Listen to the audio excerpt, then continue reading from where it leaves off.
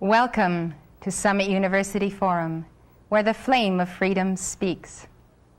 Today our guest is Tony Sutton, author, lecturer, and the one, if you'll remember, who exposed to the American people that conspiracy to supply the Soviet Union with technology and funds.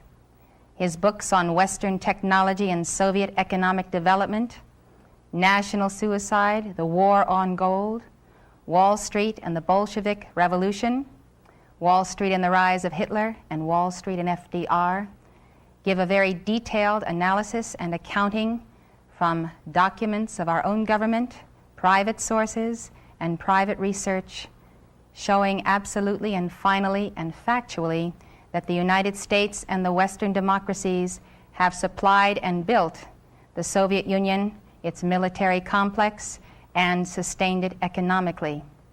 Today, our friend Tony is here with us with Marie Steinman, teacher of 20th Century Studies at Montessori International High School. We're here to discuss what is going to be Tony's great work, his essays and research on the order. Tony, welcome to Summit University Forum. Today you are the flame of freedom that speaks. Please tell us about the order and how you came to discover it exists. Well, thank you. I'm very happy to be here. The order is truly a secret society. It was founded in the United States at Yale University in 1833. It has continued and exists down to the present day. Each year, the order takes in 15 men, senior students from Yale University. Never more than 15. Only once has it been less than 15. In 1946, they took in, I think, 10 rather than 15 members. So what we have is a secret society which, over the last 150 years, has accumulated about 2,500 members, of whom perhaps 500 are alive today. Of this 500, perhaps 100 are actively in pursuit of the objectives of the order. It's not another college fraternal society.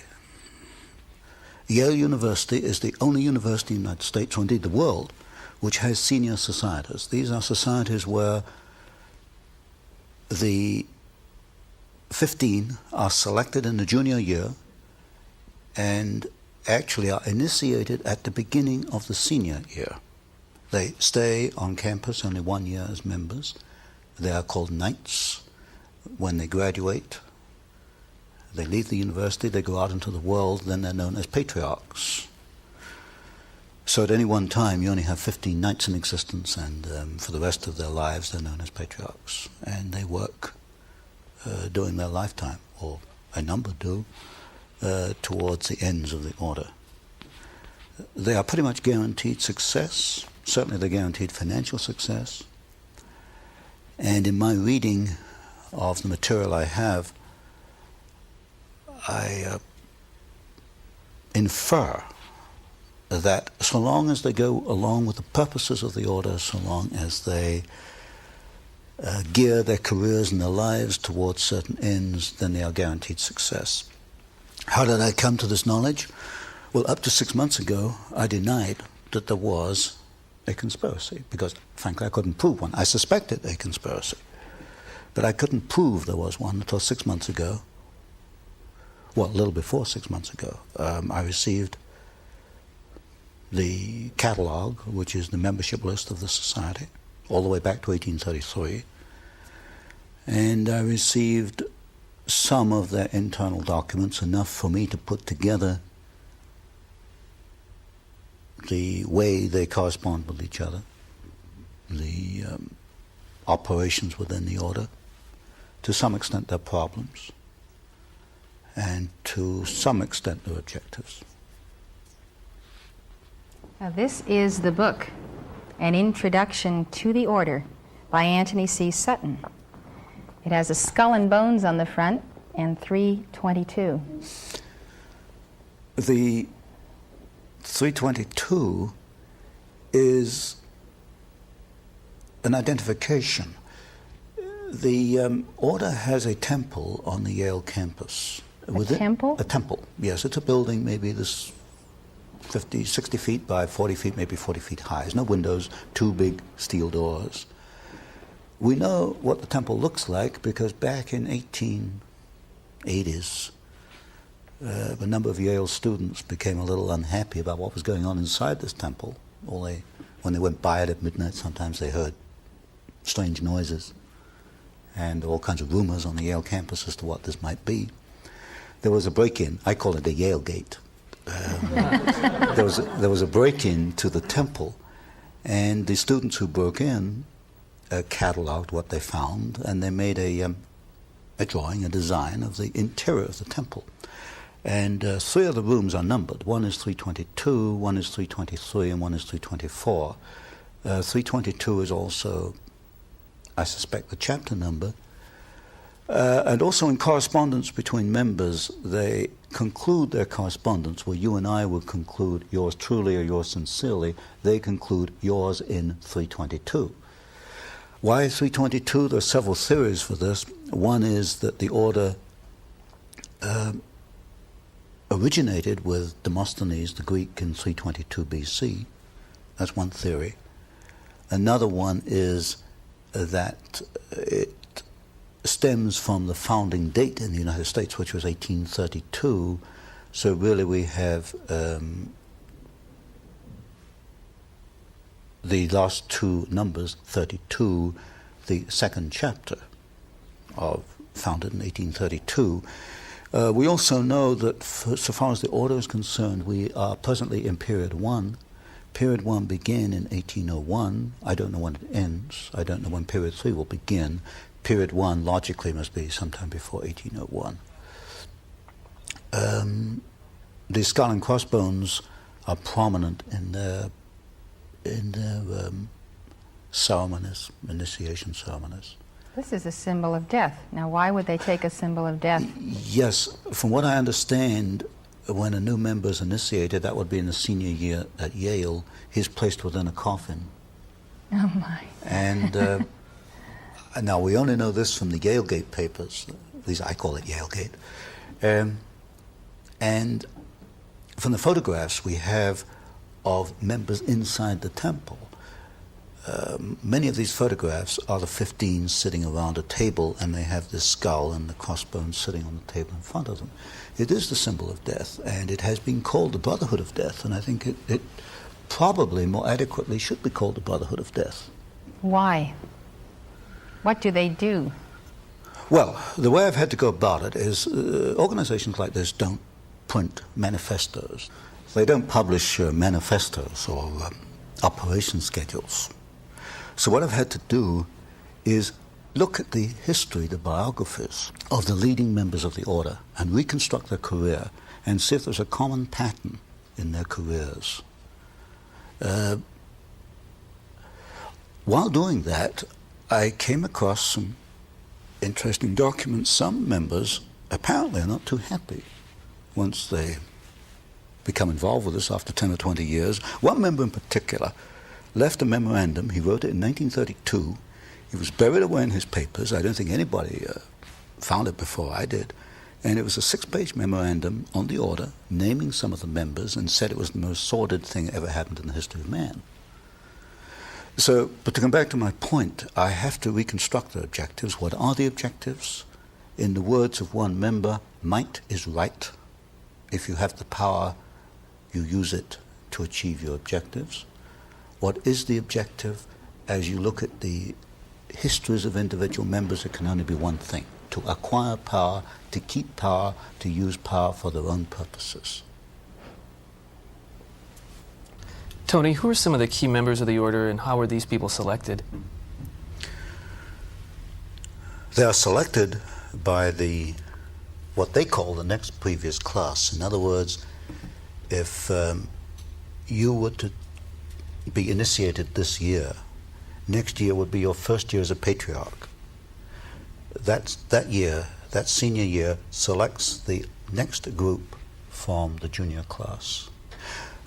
Within the order, each group of 15 are known as clubs. I call them cells because they're very close to the Jacobin cell, the revolutionary cells, but internally they refer to them as clubs. Each club has an identifying number.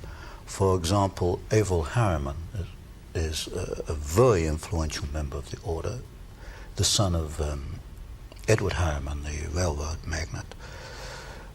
Harriman was initiated in 1913. His club number is D111. All the other 14 of D111 have died off. Averell Harriman is the only one left. To come to the other part of your question, who are some of the significant members? Today, two men stand out. One is Averell Harriman, who is the chief financial angel of the Democratic Party.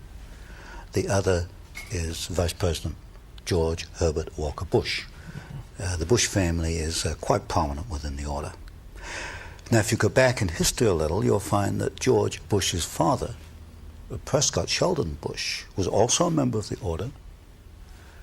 He was a member of Brown Brothers Harriman, which is the Harriman Private Banking Company. So today you've got two men who are supposedly in politics in opposition, Bush and Harriman. Actually, they're members of the same secret society, and Bush's father was not only a member, he was a partner in what was then Harriman and Company, which later became Brown Brothers Harriman. So behind the scenes, and this is something you don't see until you investigate it, people who appear to be in opposition politically or financially or industrially or in many ways are working together. Other members might be William Buckley. Now, William Buckley became a member in 1949, but the preceding class to that was Bush, 1948. So you get Bush was amongst the 15 who selected Buckley, and Buckley's club, that 15, was the 15 that selected, for example, one of the new members for 50 was the Reverend Sloan Coffin Jr. The Reverend Sloan Coffin Jr. at Yale was at the core of the anti-Vietnamese war disturbances on Yale campus. This is typical. You'll find that men in the same society will take opposite positions in public. So you've got William Buckley, whom I call a House conservative, as a member, but so is a man, for example, called Edwin Burt, who has a string of communist affiliations, which is about that long. And we'll get into this later. The method they use is that of the Hegelian dialectic. Thesis played against antithesis leads to a synthesis. In other words, for Hegel, for history to make progress, you have to have conflict. And when you look at the key people in the order, you will find that they generate conflict. So Bush and Harriman politically are conflicting. Coffin and Buckley, although part of the same order, are in public conflicting with one another because conflict leads to the new synthesis.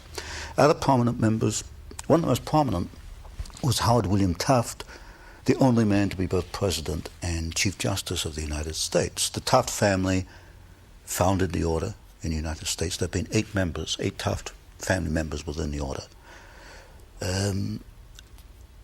Taft was probably the most prominent member around the turn of the century, 1910, 1920.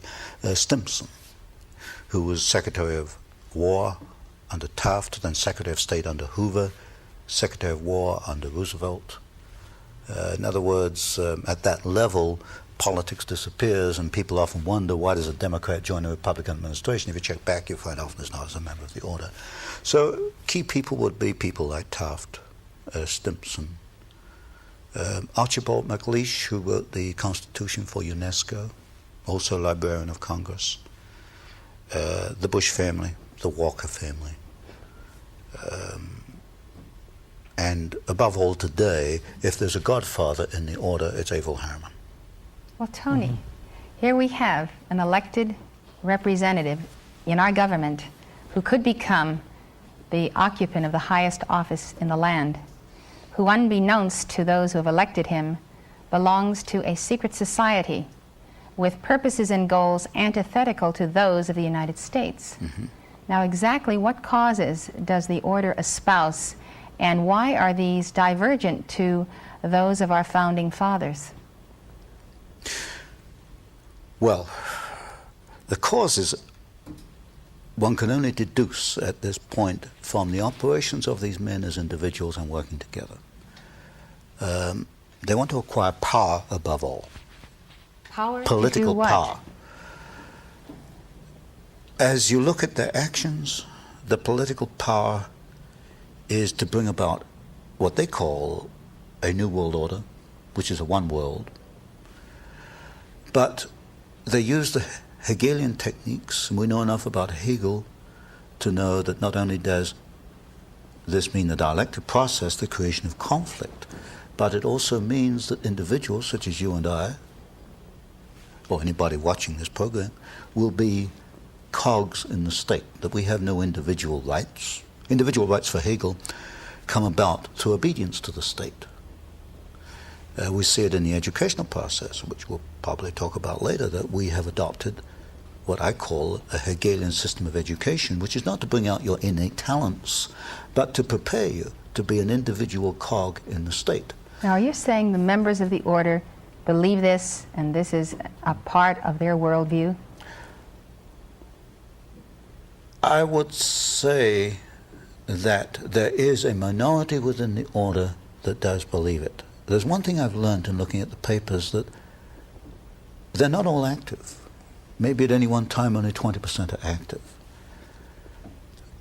Undoubtedly, the 20% that are active have this goal. If you look at Taft's great work, although as a president he hasn't accounted for very much in the literature, Taft's great work was to bring about the World Court, international law.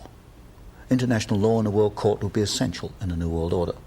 If you take, for example, the career of Bush, Vice President Bush, when he was ambassador to the United Nations, he helped a process called Mondialization, which was a process by which an individual American city would adopt United Nations stature. In other words, it's a diminution, a dilution of U.S. sovereignty. So if you look at these individuals, Stimson is another very good example. Averell Harriman, certainly, in the way he's financed the Soviet Union, his work towards the build-up of the Soviet Union. If you look at these individuals and ask what is the common pattern is the creation of a one world. Now, supposedly, these people believe that they are great benefactors of our society, the wise men, those who are especially endowed to rule, and who also believe that the best interests of America happen to be their own best interests as well. I have never seen anything in their literature which leads me to believe that they have our individual rights in their hearts. What I do see in the literature and in the documents is a ruthless drive to acquire power for themselves and to help each other, because this is one of the tenets of the order, that if you have three men coming before you for a job, the preference absolutely goes to your brother in the order. This is, in my book, The Order, Introduction to the Order, I call these chains of influence, and I trace one pattern where Stimson brought the McBundy family into the War Department. Then the McBundys go on and become key people both in Department of Defense and in the Council on Foreign Relations. They help each other along the way. And when you get even a small number of men doing this, it can exert a very powerful force, a very powerful influence. So the basic assumption is that because they know what is best for America, the way to preserve that is to amass power to see to it that the destiny they envision comes to pass.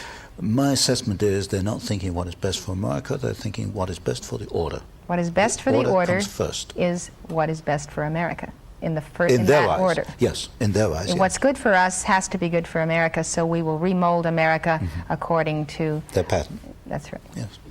But somehow there's a twinge of a sense that we are right and we know better than the common people, where we have a better sense of the way this nation should go, and this is the justification for the whole secrecy and the order, because we really are doing what is best for the country. It's very interesting you should say that, because amongst the documents I have some correspondence between members, and I have letters in which one member complains to another that along the lines that elitism is not accepted. It's an egalitarian society. They're complaining even on the Yale campus they're no longer accepted.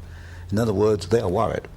They're not recognized to be superior any longer. Yes, that people are beginning to criticize elites, that we don't accept elites as they perhaps were accepted at one time. And this is a definite worry within the order. It's not a monolithic situation where they hold all power. They have their worries, they have their concerns about us, that we won't accept them. And this comes out quite clearly in some of their literature. They are concerned that American society is no longer elitist, it is egalitarian. Well, they are realizing that the American people, being educated these 200 years, are beginning to discover that there are individuals who set themselves apart to rule and do not always do so in the best interests of the little people. Yes, and of course their concern is that this elitism is not accepted, that they have critics. Tony, people who have looked at the one world government have pointed to the Trilateral Commission and the Council on Foreign Relations and other organizations like this, but they've ignored the order. No one's really talked about it before you have. How has it remained secret for this long? It remains secret for 150 years because these people are under an oath not to talk about it. I understand that a member of the order may not remain in the room if it comes under discussion. Now, if I can elaborate on this a little bit, this poses a problem for Mr. Bush, because I write something called the Phoenix Letter, which is a monthly newsletter, and last November I began to open up. And a reader wrote to Mr. Bush and said, is what Mr. Sutton says, are you a member of this order? And the letter the reader got back was very interesting. It said, in effect, that the Vice President was not a member of a sordid secret society. That was not the question. The question was, are you a member of a secret society? The answer came back, he is not a member of a sordid secret society. Inserted the word, you see. This was a reader who doesn't give up, so he went back again. And I understand that as it stands, as we are now, that Mr. Bush is not willing either to admit he is a member of the order or to deny it, because they're under this oath not to discuss it. So when people look at the Council on Foreign Relations, in effect what they've been doing is looking at a kind of a veil which hides the order? Yes. The core, or my work, came about almost by accident. If someone had not donated to me the membership list, we wouldn't be here today.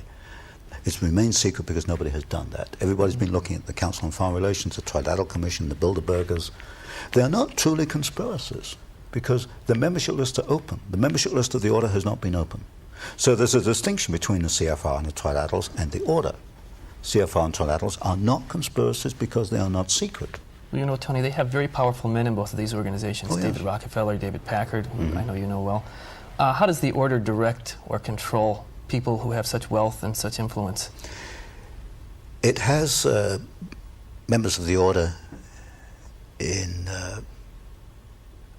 extraordinarily most of your key spots in the United States, in manufacturing, in business, in law, in finance, in banking, you name it, there's a member there.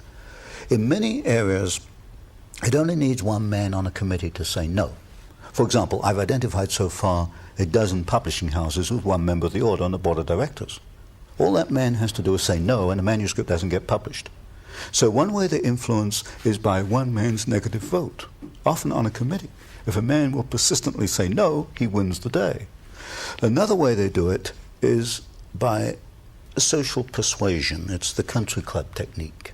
You'll get two members who are thinking along the same lines. They'll meet David Rockefeller or the David Packards or whatever in the country club. They will both give him the same argument and put pressure on him. So you've got this social persuasion aspect. You can't document it, you can't identify it, but obviously it's at work here. You've got other organizations, particularly the private banks. For example, Brown Brothers Harriman, very important private bankers. I've identified 9 members of the order in this one banking organization. This probably is the core of the order in the United States, Brown Brothers Harriman, the bankers. So there, you've got 9 of them sitting down together, and you know they're working together for financial purposes. So they control and they influence and they dominate in a number of different ways. So would, let's say, Bill Buckley and Mr. Harriman sit down, do they say, let's figure out how we can use a little right-left pressure to move the country in such and such a direction? They wouldn't have to do that. If Averill and Bill Buckley ever sit down, and I'm sure they do, they sit down as brothers in the order, which makes them different from you and I right away. They've gone through the same initiation ceremonies, they know their history, they know what they've achieved, they know what they want to achieve. They sit down as brothers of the order. They don't have to discuss really ways to do things. It's perhaps a little difficult to explain, but they don't map out strategies. They don't have to. They are the strategy. They are the strategy, exactly. So they do what comes naturally then. They do what comes naturally. And this, of course, is very different argument to many people who've promoted conspiracy have made. They get across the idea that these people telephone each other and have little drawings and maps and diagrams. They don't operate like that at all. If you meet these people, they think alike, they talk alike, they come up with the same ideas simultaneously, and they move simultaneously. They know what they have to do. So they're a breed. They're a breed, exactly. Now, Tony, what has this breed done? What are their chief accomplishments in molding domestic and foreign policy and actual events in American history since their founding at Yale? One is they have acquired enormous political and financial power. You'll find representatives of the order in politics, as I What have they mentioned. done with this power? What has happened to America that would not have happened had they not been the order? Creation of war and revolution. Specifically, which ones? Do you have documents on that? The third book in this series, which I'm bringing out, takes 2 wars and 1 revolution. Well, 2 revolutions and 1 war. World War II, the Bolshevik Revolution, and the rise of Hitler, which I call a revolution in Germany. We can find the order behind the Russian Revolution, the Bolshevik Revolution. We can find behind the rise of Hitler. We can find in the maintenance of both of these systems, the transfer of technology to both. Since you've already proven that Wall Street is behind the Bolshevik Revolution and the rise of Hitler, now you're proving that the order is behind Wall Street. Exactly. Now, who's the key figure in the order or figures that mold Wall Street? In order of dominance, Averill Harriman, partner in Brown Brothers Harriman. Stanley of Morgan Stanley. It used to be J.P. Morgan, then it became Morgan Stanley. Those 2 are the key. What did the order want to accomplish in the Bolshevik Revolution? You create opposing forces which you place in conflict. Out of conflict, you've got profit, you've got political power, and you can direct history. And if you look at the writings, for example, of the Trilateral Commission, they talk openly in the Trilateral Commission about managing conflicts, not solving conflicts, but managing conflicts. Conflict management, that's the cry. So they got the profit, the power, and the management. Mm-hmm. Where do they want to steer history through the Bolshevik Revolution? They wanted to set up, and they did, 2 opposing forces, the Soviet Union and Hitler's Germany. Out of that came World War II. There were logical steps in the process. They used the same bank, Guaranteed Trust Company, as the conduit for the financing of Hitler, and also as a conduit for financing, and also the early days of the Russian Revolution. In fact, in Russia, Soviet Russia in 1923, a vice president of Guaranteed Trust Company was the foreign director of the Roscombank, which was the first Soviet overseas bank that was set up. They were that close in those days. You'll get a very close relationship between the early Hitler days and members of the order, which is in the 3rd book I'm bringing out. Why did the order and then Wall Street want to finance Hitler? What was their goal? Because you've got to have 2 opposing sides. All right, out of these 2 opposing sides, what was the synthesis was that World they War intended? II. World War II. All right, then what did they want to accomplish with World War II? Conflict, and out of conflict, you got political power, out of which they created United Nations. Well, surely they want to accomplish something with the power they acquire, a specific social goal, management of the population, and then, of course, you get into education. Well, I think out of World War II, you got many organizations I see World War II as a step on the road to establishment of a world order. Because out of World War II, you got United Nations, you got this whole complex of so-called international organizations. You got the beginnings of a world economy. And you get, certainly in education and communications, the beginning of a world communication system. So World War II was a step in the road to a world society. But the old dialectic of Soviet Russia and Hitler's Germany wouldn't work any longer, because Hitler's Germany, of course, was no longer there after World War II, so they set up a new dialectic. In the 50s and the 60s, it was the United States and the Soviet Union. That became a little dangerous, and they recognized it by the early 70s. So the new dialectic, which you will see in the 80s and the 90s, is the Soviet Union on the one hand, and of course, Communist China on the other. Out of this, notice they're transferring military technology to both. And by 1990, or the year 2000, you will get Soviet Union and Communist China in a conflict mode. And out of that conflict, they can take us another step towards world order. When you have world order, then the order has world power. Exactly. And since, as you say, the state is a myth, the power really is in the hands of the order. Exactly. So the goal is power. The goal is power from beginning to end. Stay in control to be sure the masses of the people don't rise up and begin to determine their own fate and destiny. And the way they achieve power is absolutely immoral. As one member said, this was Sumner, said, might is right, which was Hitler's argument. Might is right. If you have the power, you have the right to use it. It goes back to Hegel. As the inversion of Camelot. Mm-hmm. Exactly. Why don't you tell us exactly how they've moved in for control of the common people through the control of education? Do you want to tell us about that triumvirate of Dwight and White and Gilman? Well, there were three men back in the 19th century, three members of the order, whom I identified as being at the very beginning of our modern educational system. One was Gilman, he was the key man. Another was Dwight, who later became president of Yale University, and the other is White, who became president of Cornell University. The key man is Gilman. Gilman was a member of the order. In 1856, he established the Russell Trust. Within the order, they call it the RTA in their correspondence. RTA, for short, was the legal entity which is the financial vehicle for the order. And then Gilman, White, and Dwight all went to Germany. And in the 1850s, the 1860s, there were graduate students in Germany. And that was the time of when Hegel, the philosopher Hegel, was very prominent in Germany.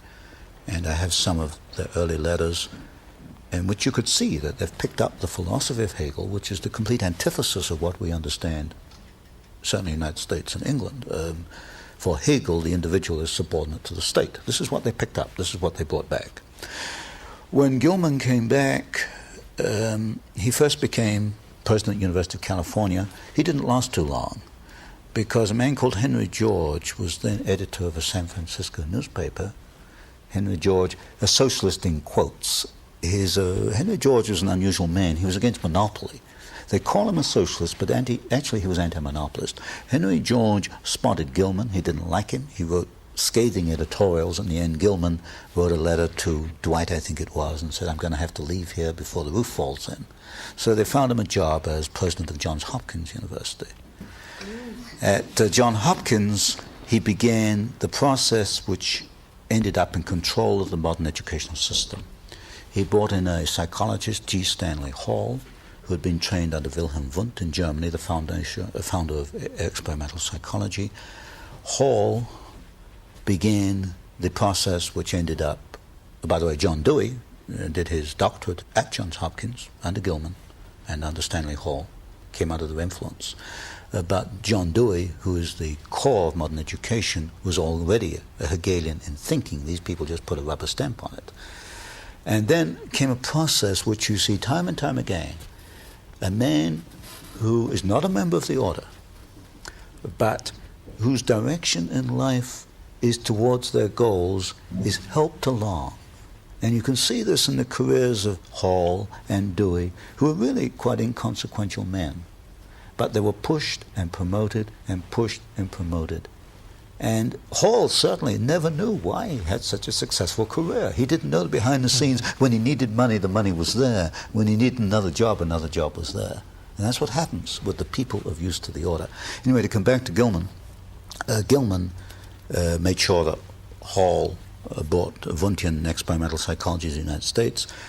This, through John Dewey, ended up in the Lincoln School, the experimental schools, the experimental educational laboratories at Columbia University and at University of Chicago, funded by Rockefeller money. Also in one of my books, I have identified, I think, 500 or 600 doctorates which were awarded by this very small group out of Johns Hopkins. So within about 20 years, these people had awarded doctorates to hundreds of people identified as those already thinking along these lines. So anyone who's an individualist or tends to be a man alone, or who doesn't believe in political power, the use of power for amoral purposes, got shunted to one side. So I can understand why many people, and I've met them over the years, wondered why they never received a doctorate. Well, I can give you one answer, is that they weren't thinking the right way to get a doctorate to appeal to a certain committee. So anyway, out of this came our whole Dewey system of education, and if you look at John Dewey, you will see.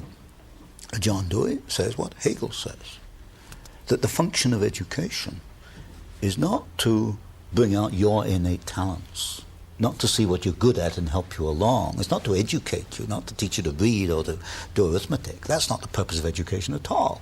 And John Dewey is quite clear if you read him, and so was Hegel. The whole function of education is to prepare you to be a part of the state apparatus, is to prepare you to be a useful little cog in the workings of the state. So it's Orwellian. It's Orwellian, but it's Hegel. You find freedom in obedience to the state, which is upside down to us. But so here we are in 1984, and parents and educators in America alike are in an uproar over the low scores of our high school students. And you've written another manifesto on the order, how the order controls education. Now in this one you expose this little triumvirate and the evolution of the control of education, and you point out their introduction of the look-say method later on, and how this was originally for deaf mutes. Yes, the look-say method of reading, in which I wasn't brought up that way, thank goodness, but apparently you look at a word and you're supposed to be able to recognize the word from just by looking at it without breaking it down into Yes, like Chinese individual hieroglyphs. letters. You have to memorize 1,000. Well, that was originally developed in 1818 by Golladay for deaf and dumb people. Works fine for deaf and dumb people. And very ingenious and a very useful invention if you're deaf and dumb. I can see that. But then apparently someone in the order recognized its usefulness, because two Golladays, the grandsons of the original Golladay, were inducted into the order. You'll find two Golladays in the order, grandsons of the original inventor of this, and you get Horace Mann comes along in 1840, and through Antioch College, which was controlled by the order, the Taft at that time. This is how I say people who are not in the order but are useful to it get pushed along. Horace Mann was useful to the order, was brought into Antioch and pushed along in his career. Listen, Horace Mann picked up look-say, and look-say came through John Dewey, and that's what we have today. You wonder why the kids can't read? Of course they can't read. I have to laugh, Tony, because I went to Antioch. Oh, excuse me. Well, you know about the trustees with Taft. Oh, I know a lot about Antioch, and I know how it felt to be there. But well, I didn't know. It prides itself in being very liberal, very free, and very individualistic. Well, liberal in quotes, because if you look at these systems, they are anti-liberal in the sense that I understand it 100 years ago. They're not liberal in the sense of freedom. But I certainly didn't know you at Antioch, so you're in the right position to challenge anything I say. I don't have any defense of Antioch. You know, I learned a lot there about a lot of things, but I smile about it because Horace Mann is certainly a very important figure in their history. Okay. What I think is amusing about this look-say method is that it is used to keep people deaf and mute today. Yes. Who were not born that way, Yes. but were made. Yes. I've been horrified. You know, I used to teach University of California, I was horrified at graduate students who couldn't spell or write a simple sentence. I don't know how they ever got there. I mean, they were bright kids. Well, the worst Good thing kids. about young people who can't really read and write well is that they sense themselves inferior, are intimidated, and do not seek jobs that require good communication and articulation, and that is exactly what the order wants to do. Exactly. Is to keep the bright people that come up out of the middle class from assuming those positions. Exactly. Now, I'd like you to go on and tell us what you think is the next most devastating accomplishment of the order in education as you've exposed it in your book. I think it was to bring the experimental psychology of Wundt in Germany. He was the first experimental psychologist. And his idea was that we're all the subjects of stimuli. You know, we get hit on the head, so we take moves not to get hit on the head again. That everything we do in life is brought about by external stimuli. And Hall recognized this. He studied under Wundt in Germany and brought the Wundtian method to the United States. This is the basis of the experimental schools and education, that you can stimulate and prod a student to follow a certain road. I think it's the Wundtian psychology that is Well, vital. it's the animal theory. The animal theory, exactly. And of course, that excludes the concept of the interior self and the process of education being the process of the unfoldment of that inner self, the meshing of the soul with the mind, with the physical body, the development, the drawing back from the subconscious of the accomplishments of previous embodiments, the talents of existence, and therefore education contributing to the ongoing evolution of the soul who does not begin and end with a physical body. But, of course, Wundt is essential for the Hegelian theory of the state. If you're going to be a cog in the state, you've got to see yourself as an animal and is subject to external stimuli.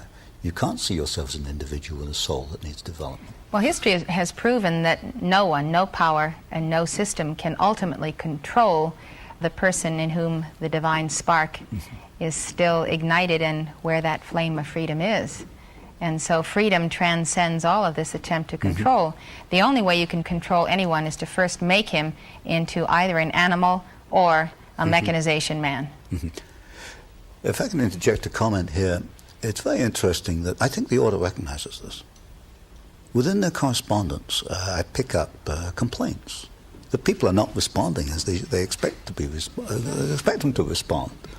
They're too individualistic, and they're worried. They are definitely worried.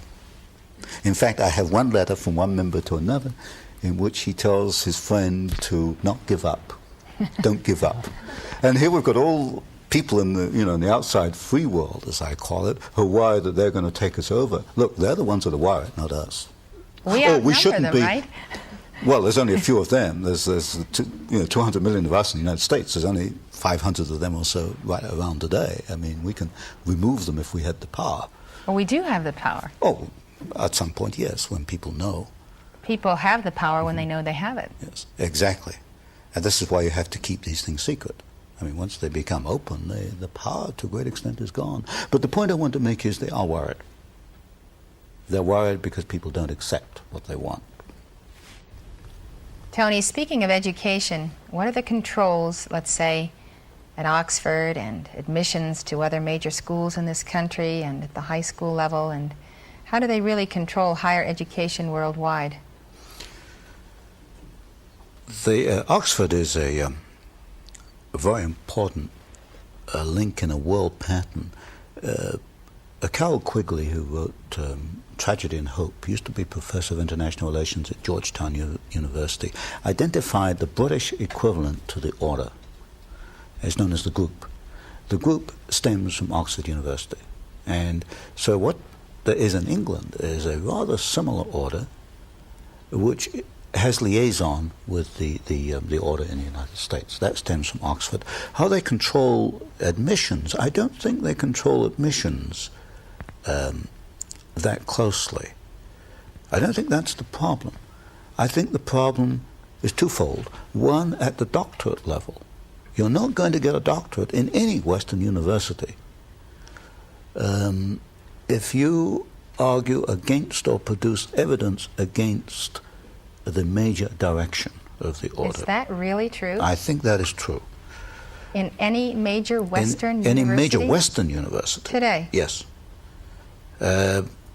This is another story, but I've been quite surprised at the links, for example, between British universities and American universities at that level. Secondly, in the development of a career, you're not going to be hired in certain areas if you have strong views which are against the requirements of the order. For example, you're not going to become a commentator on CBC if you're an outright exponent of individual rights. Now, I'm not saying that none of the existing commentators are members of the order, let me put it that way, but directors of the networks are. But one cannot say that any present commentator on television is an outright exponent of individual freedom. They're all tinged in a little way with this collectivist aspect. In publishing, you're not going, or as an author, you're certainly not going to make strong headway. I've identified so far a dozen publishing firms with members of the order, and it only takes one to turn down a book. So this is the problem you get. It's not at the acceptance level of the university, but when you get to the doctorate level or when you begin to develop your career.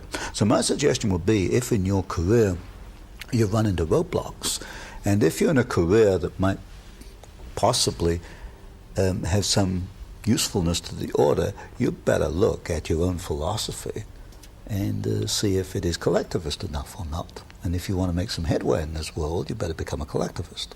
Of course, you might lose your own integrity along the way, but that's your decision and not mine.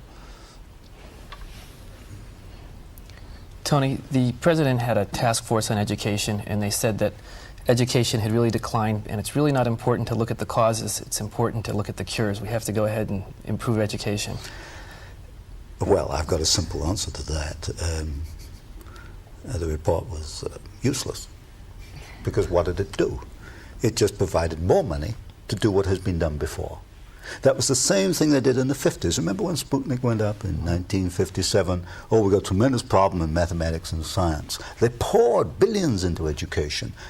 It didn't change the fundamental bases, which is to train you to be a cog in the state machine. So my solution would be quite a simple one. I'd just halve the funding. Halve the funding. Halve the funding, and if they didn't get their act together, to put it bluntly, and get a freedom, an educational system which would bring out innate talents, I'd halve it again.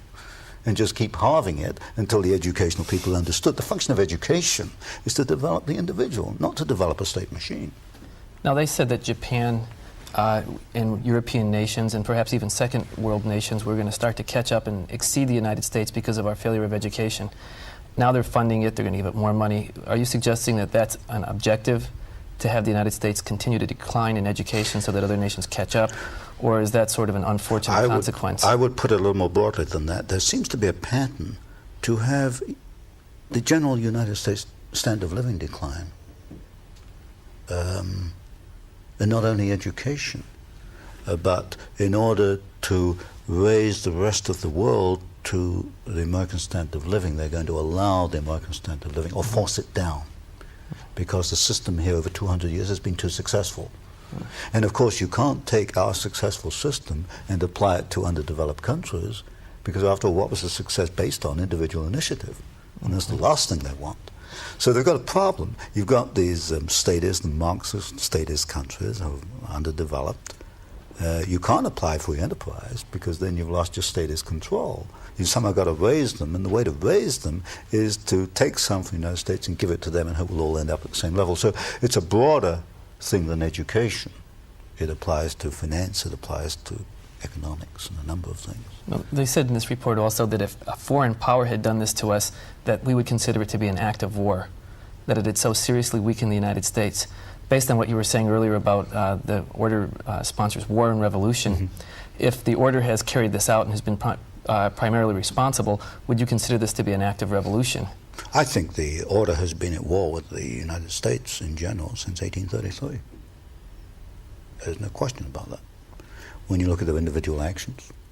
And that is because if the flower of the United States, the flower of freedom, was to become what its potential was, their very elite positions would not have a stronghold. Exactly.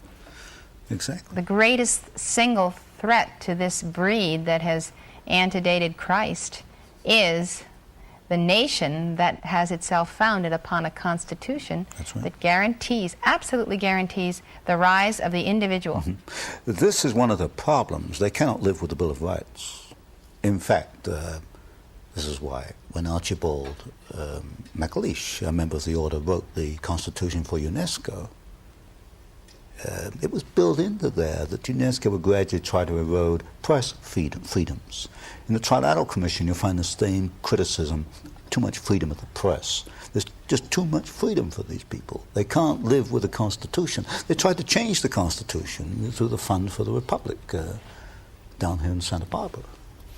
They're not being successful yet, but they realize that there are roadblocks they've got to overcome to achieve what they want.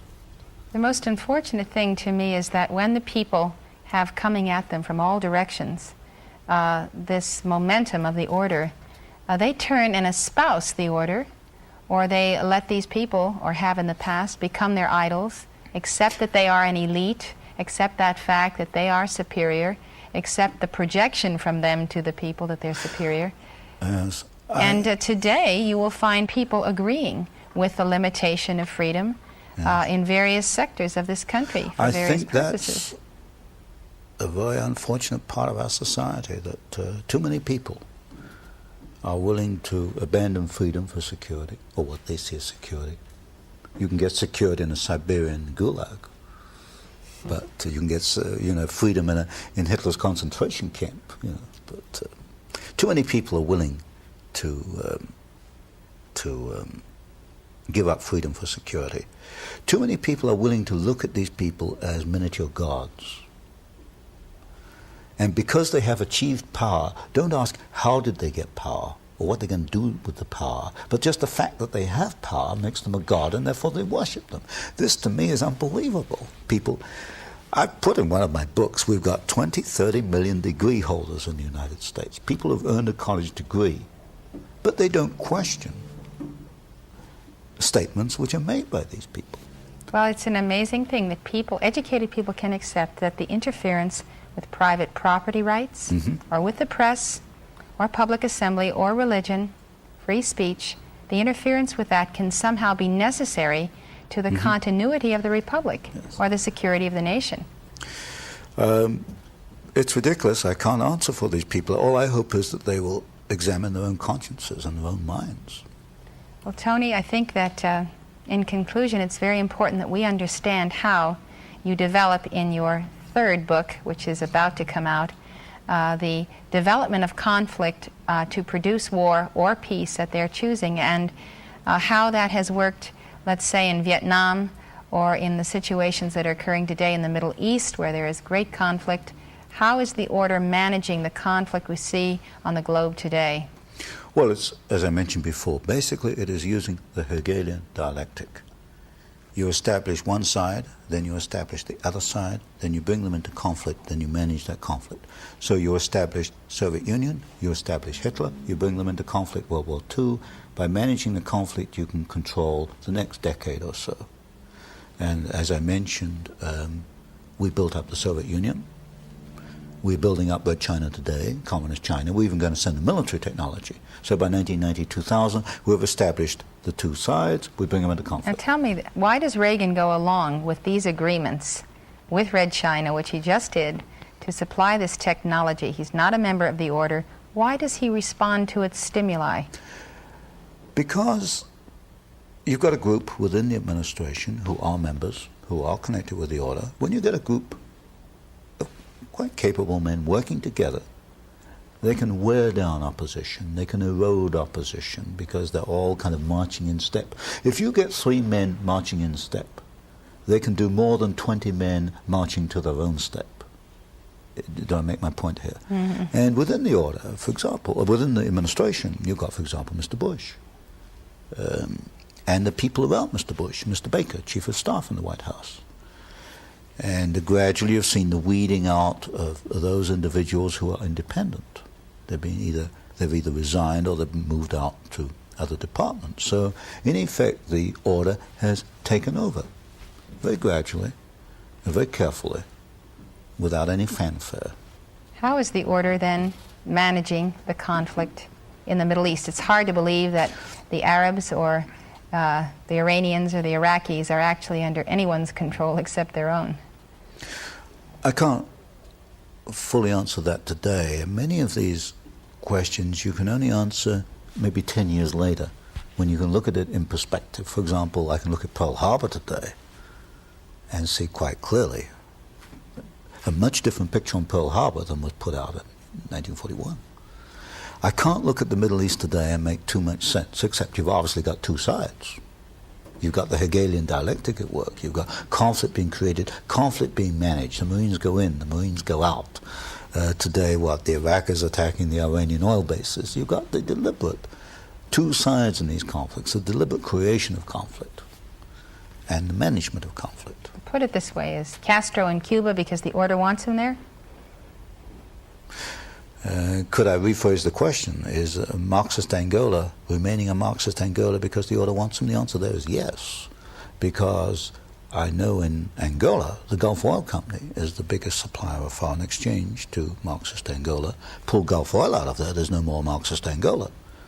I can't answer as clearly for Cuba. So Gulf Oil wants Marxism? Oh, yes, it wants, undoubtedly. And Marxism supports Gulf Oil?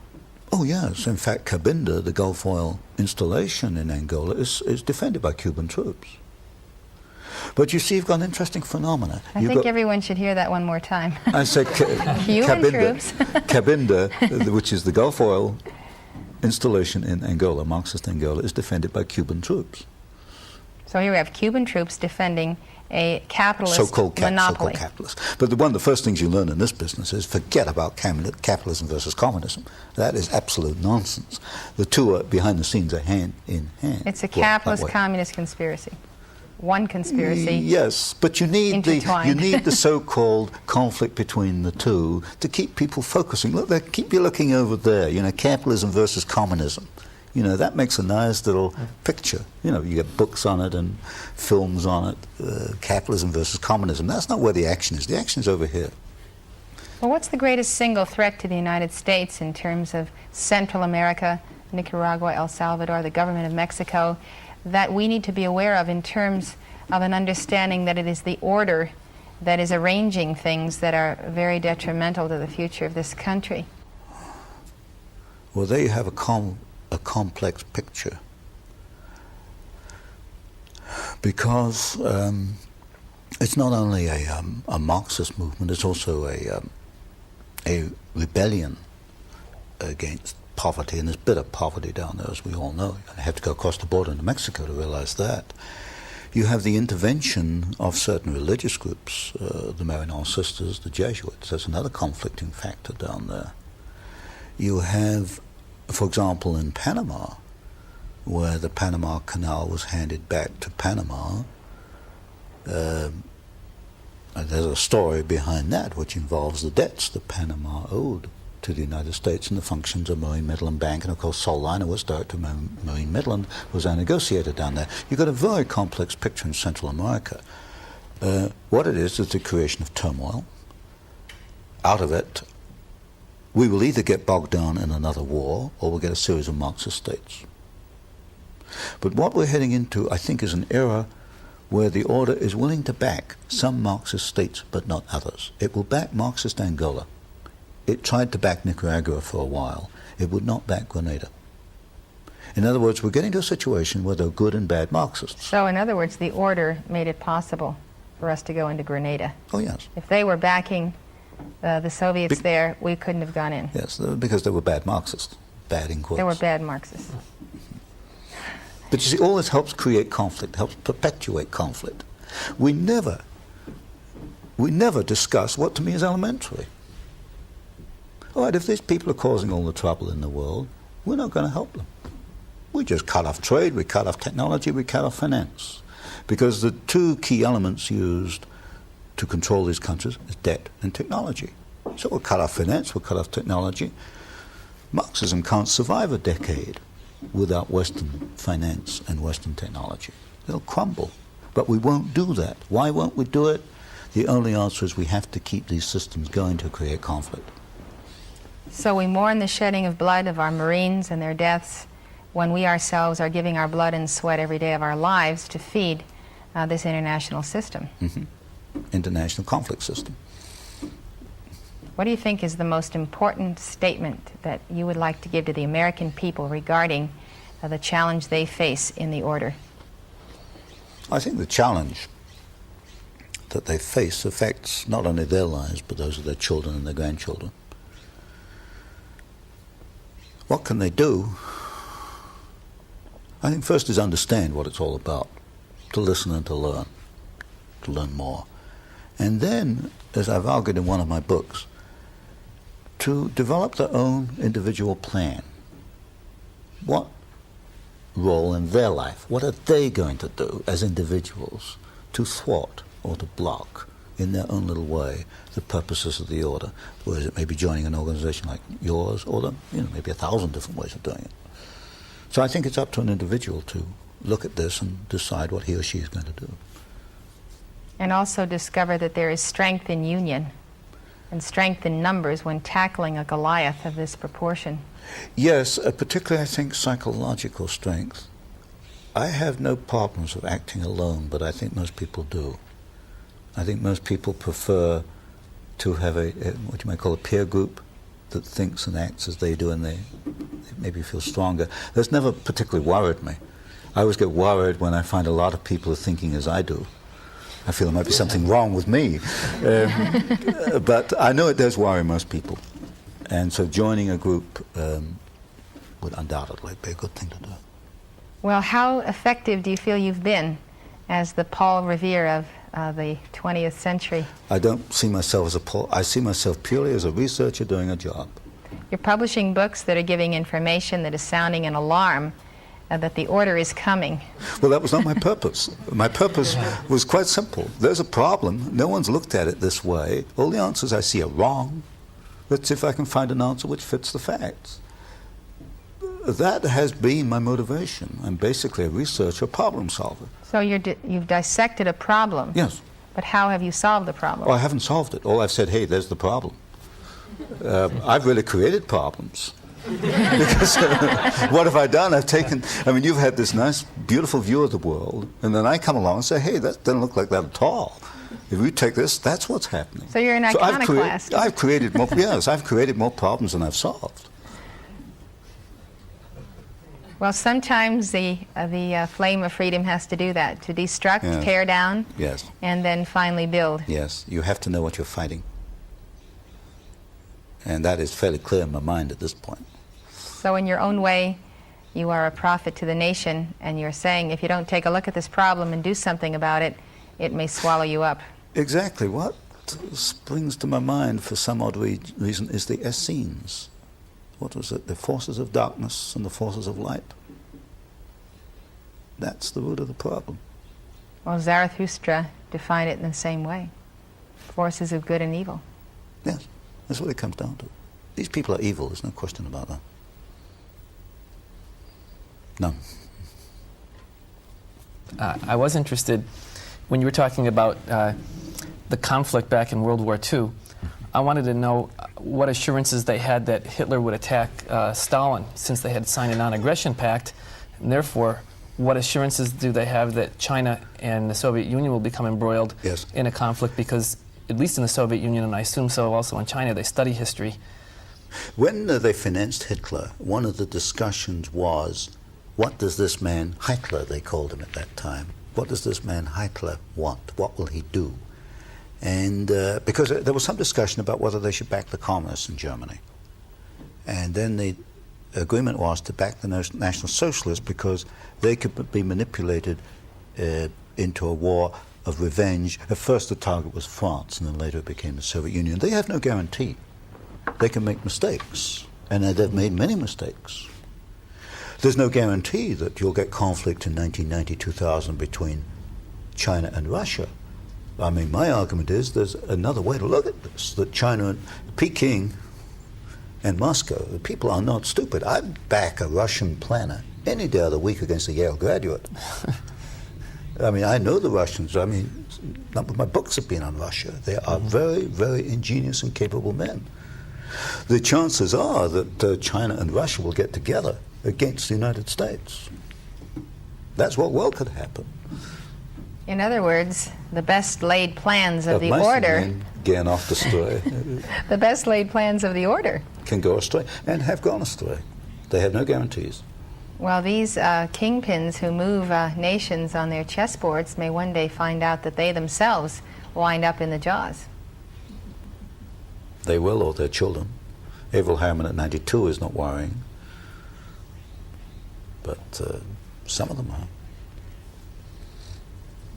Well, it seems to be the perpetual fate of the sorcerer's apprentice.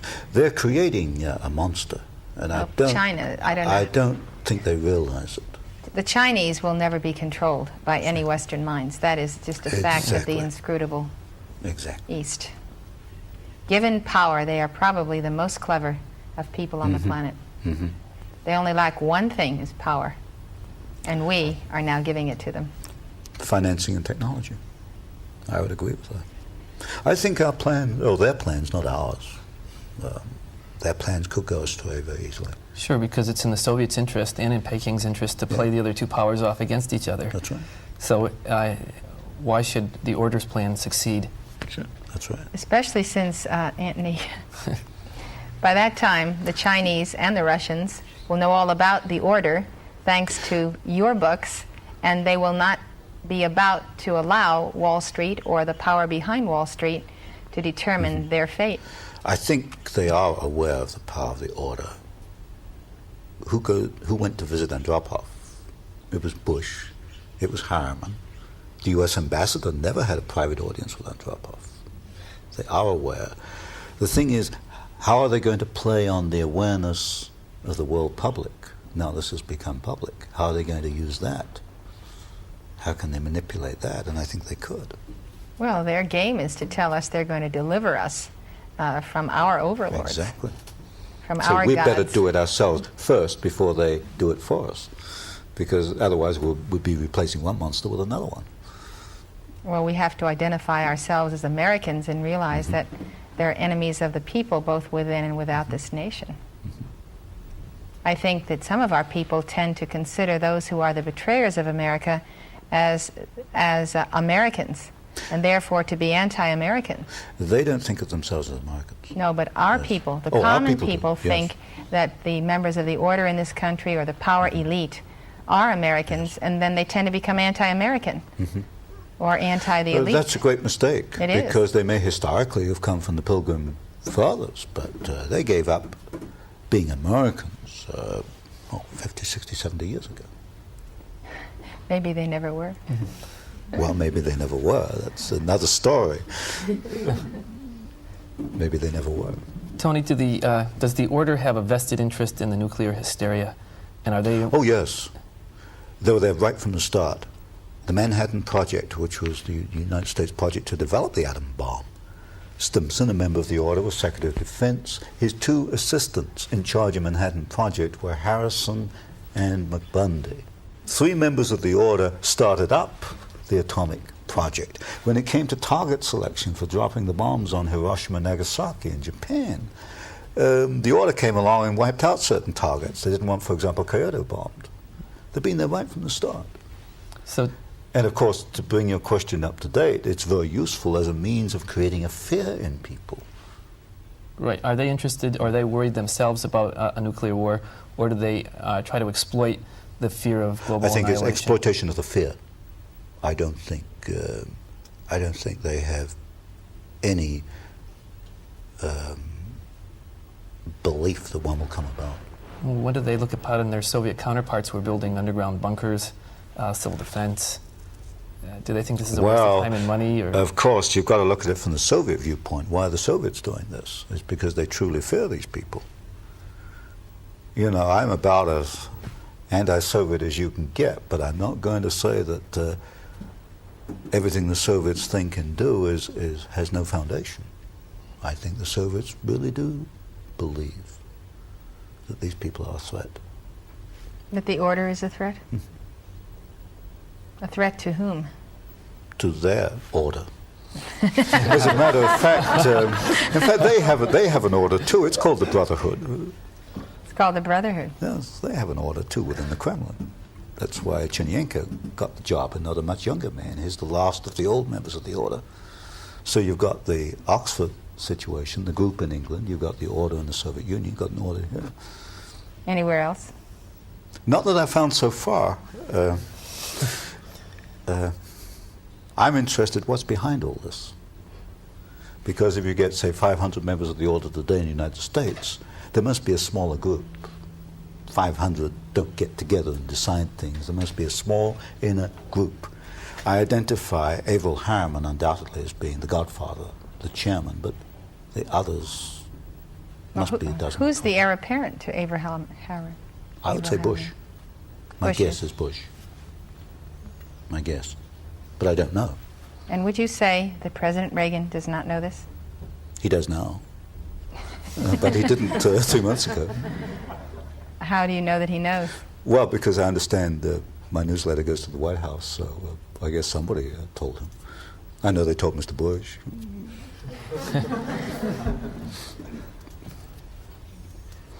So I don't know how they're discussing it. My spies haven't told me yet what they're saying amongst themselves, but I shall find out sooner or later what they're saying. Tony, we'd like to thank you for being with us at Summit University Forum, where the flame of freedom speaks and where you have been its spokesman today. Thank you very much and come back soon. Thank you very much.